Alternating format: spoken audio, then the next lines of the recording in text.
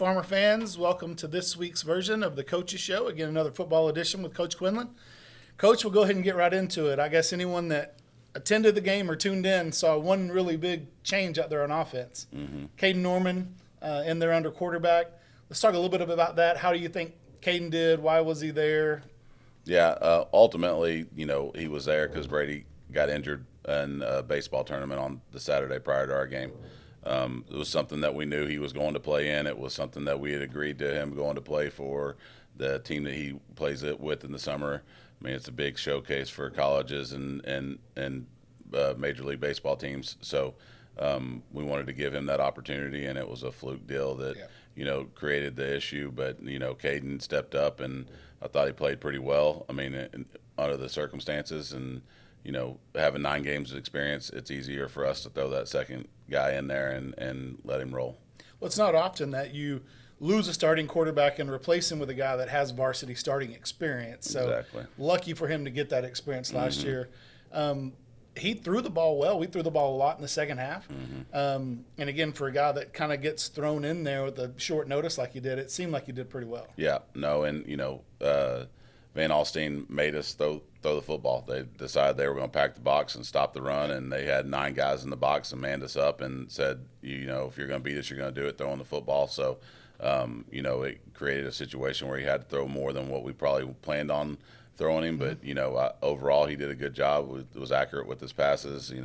We had some drops and, some misreads along the way, but overall he did well. Well, you talked about Van Alstyne stacking the box. The game was kind of like a tale of two halves, right? That first half, it seemed like came out a little flat, not a whole lot of energy on the sidelines, not even in the stands. And then that second half, man, the defense played really well. The offense, you're talking about throwing the ball around. What kind of happened? What did you guys talk to him about that really kind of got that flip to Yeah, I don't know if it was much a flip as it was. We made some adjustments at halftime that gave us a chance, and some good things happened in the second half, which gave us that energy. When you're playing a good football team, especially with a team that hasn't won a lot, we've won – well, we've done well this year, but in the past, that group of kids hasn't won a bunch of football games.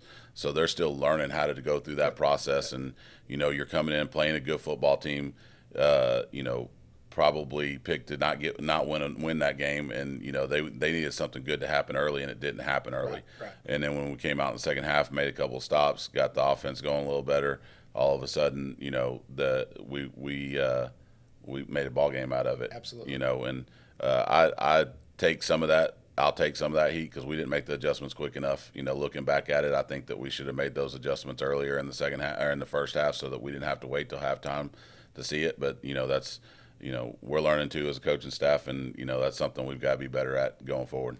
Well, you didn't get any breaks by the calls either. There's some missed pass interference calls that were really big turning points in the game. So yeah, that makes it even tougher. As a young team, like I say, trying to learn how to win. So speaking of winning and talking about the playoffs, Crum this week is a huge game. It's not just because it's homecoming. That's always going to be a big game. You're always going to get a nice crowd. But it's a really big game in the standings and in that playoff positioning, correct? Absolutely. I mean, ultimately, the two of us are fighting to see who's going to be the third-place team.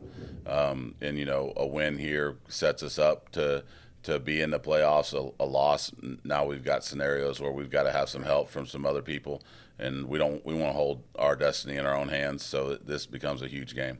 Well, let's talk a little bit about Crum then. I mean, we try to carry that momentum over from the second half against Van Alstyne into this game.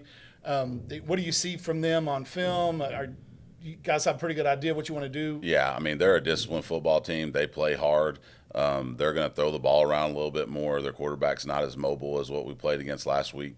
They're probably 60% run, 40% pass, but they do a good job of throwing and catching. They like their quick game. They like getting the ball out of his hand quick and keeping the pressure off of him.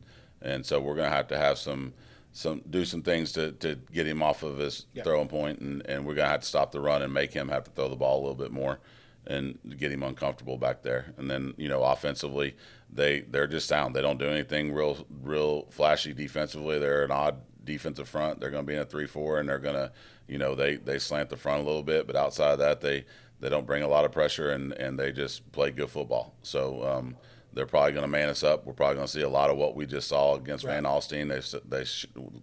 They showed that they could stop the run doing it. Why wouldn't they do it the same thing? So I expect to see a lot more of that this week. Well, as of every week, we always talk about the lower levels. Can you give us a quick update on the JV and how those guys are doing? Yeah, I mean, we lost our first game on the JV level last week. Van Alstyne, it was very similar to the varsity game. They came out and hit us in the mouth early, and it took us a couple of steps back to recover. And then once we played a much better second half. I think it ended up being 31-14, but it was 31-0 at half. So it was one of those situations where, we needed to wake ourselves up and say, hey, we're just as good, we're just as physical as these guys are. Let's go play that way. And once they realized that, it became a really good ball game in the second half. Well, proud of those guys getting this far before they take their first loss. Really happy with the program that you're building. Good luck on Friday. Thank you. Homecoming, playoff Big game. Implications. Really big game, so good luck. So, thank you. And if those of you at home, speaking of the playoffs, the volleyball girls did make the playoffs. There'll be some information coming out soon about when and where they're going to play. We'll do our best to bring you the live stream from there if we can. And then again, homecoming on Friday. So it's going to be a big crowd. We want you to come out there early, get a good spot. They will have the homecoming festivities at halftime. And after that, the band is going to get one more chance to get out there and show you what they got before they go to the area round on Saturday. So come out there, support the farmers, support our homecoming festivities, and support the band. And so we'll see you guys on Friday. And as always, go Farmers.